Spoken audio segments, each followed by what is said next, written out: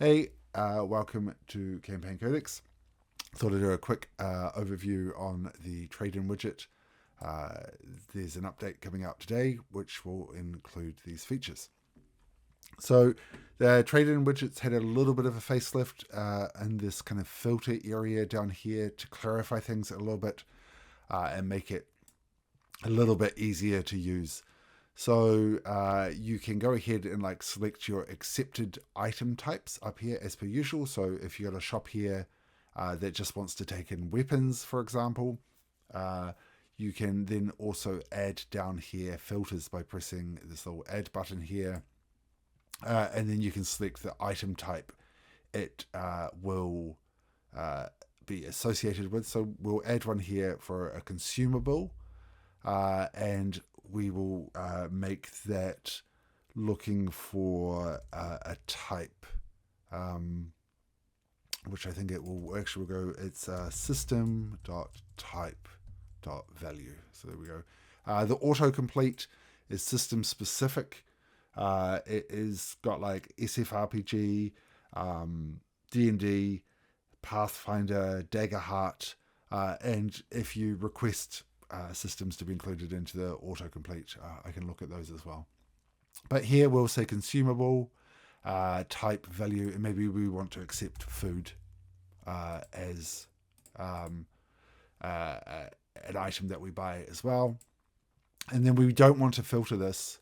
So this little filter here is restrictive. So that means it will look at what's up here and then restrict it out. So here we're saying we want to restrict weapons to make sure that they've got a magical bonus greater than 0. So basically we only want to buy magical weapons. We will buy anything that contains healing in its identifier, and we will buy any consumable that is of the type food. So that's kind of our little setup. These filters are like you kind of and or restrictions. They will act like a filter. And when it's off, it's just an inclusive thing. So we will include these things. So we'll jump over to our character sheet here. And so we've got a few things which fulfill those requirements and some things which don't.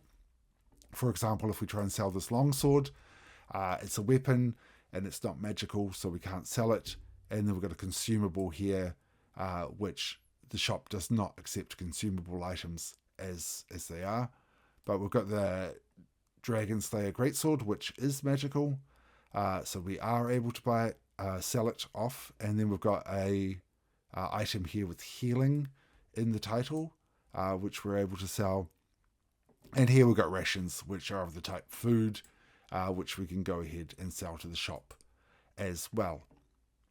So you can get super granular on what your shop can and cannot accept to be sold to it. If you're running the supported systems, you will have this autocomplete here, and it's fuzzy as well. So if you type in damage, it will come up with all the things that are damage.